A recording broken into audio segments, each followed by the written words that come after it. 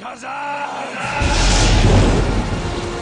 fellow crafters, my name is George and this is the Spare Time G, and today we're gonna create this action figure of Black Adam floating above the city rubble, or at least house rubble.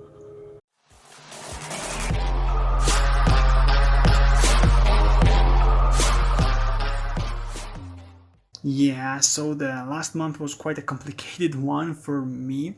I have to apologize that I was not really able to upload any new projects for a long time. I was really working on some. Currently I'm working on one of the largest and probably the most complicated one for the channel, maybe next to the Hulk.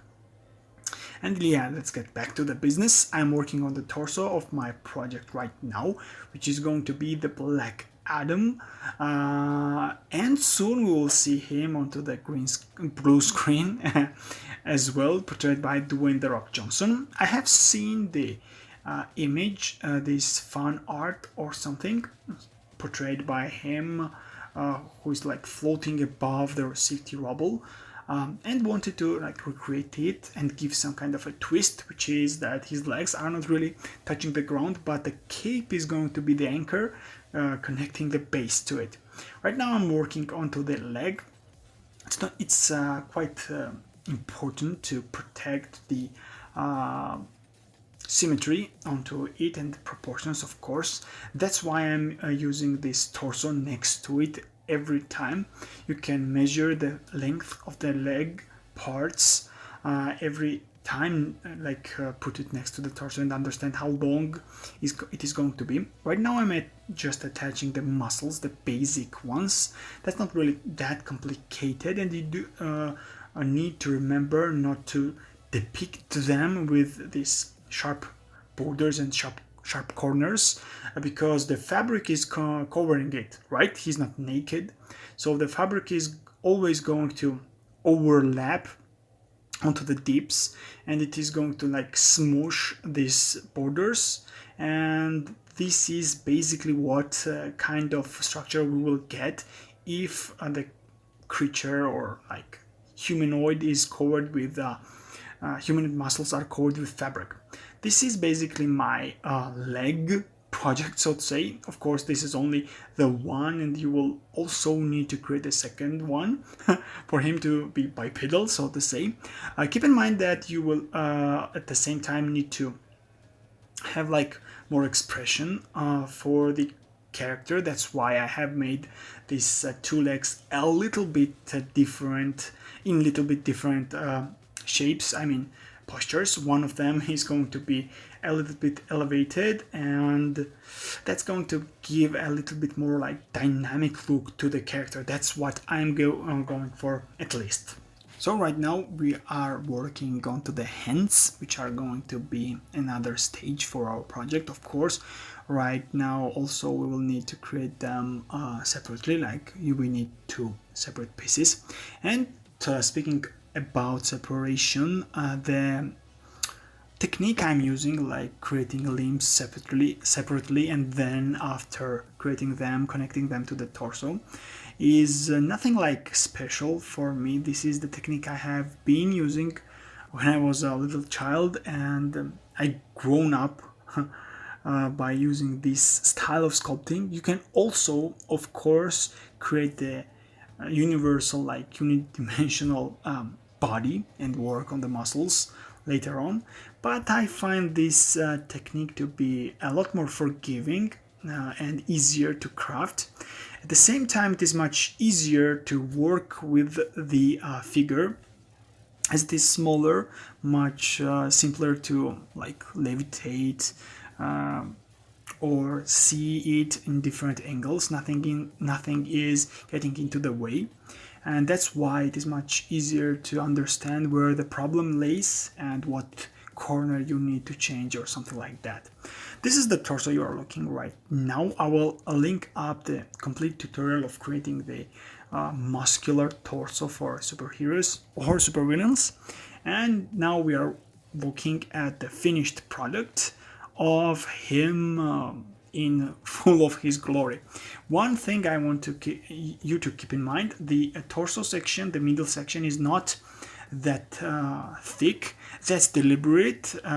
In the fan art we see that the body is covered with some kind of yellow tone at that part, and as I knew the layer of clay was going to thicken up the stomach section of the torso, I deliberately created it a bit thinner.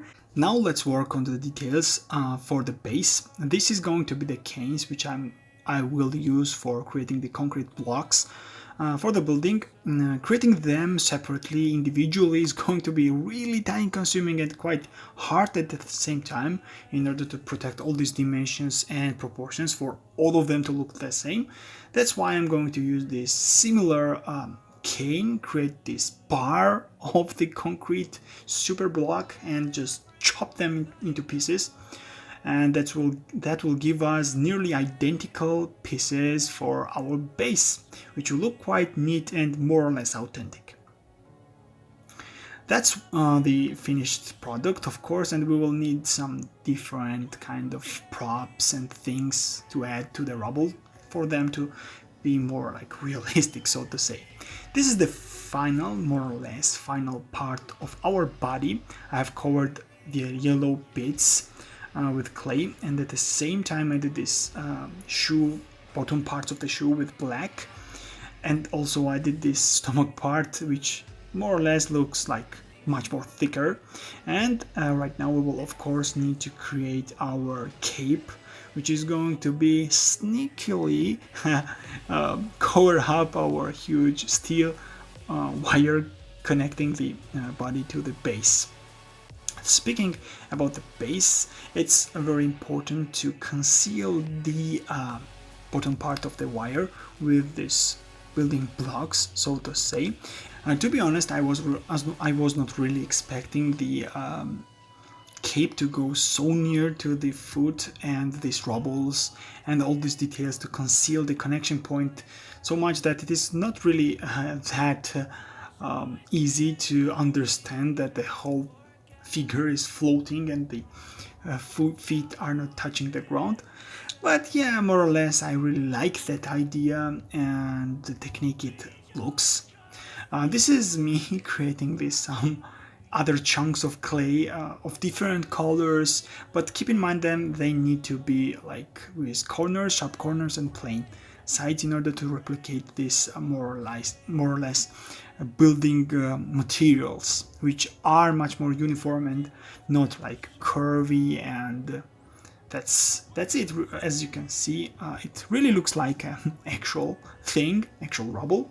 And of course our cape really nicely conceals the wire connecting the base to the project, and I have also added some kind of marks there for the cape to replicate the damage.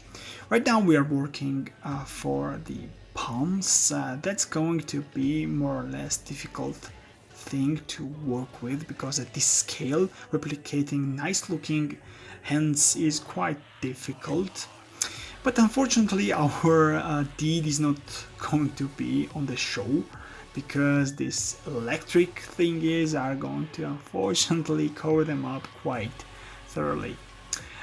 This is going to be our head building process, more or less. This is the style I like to work with, adding this face part to the skull part and then connecting everything together, working and adding more details using my loop tools to carve extra bits out and create the final product for the face. This is the body without the face, of course, and also we will need to add this chest bolt sign, and our project is done. I'm quite happy with this result. I think it looks really awesome, especially the cape. It is like naturally flowing, and it is not really that easy to understand that the part where the wire goes is like five times thicker than the corners of the cape in order to like support the thick two steel wires going to it. I'm not really sure that two was necessary. The weight of the project is not that much for the steel wire to bend. but yeah, better to be sure than sorry.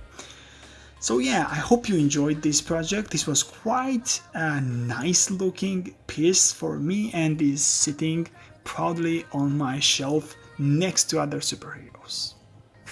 Thanks a lot for watching. I hope you enjoyed this project, and also I hope you liked and appreciated this unorthodox mean of connecting the project to the base. I really hate visible wires connecting the sculptures into the bases, and really hope that we'll get new ideas how to do that, and we'll share them with you as well.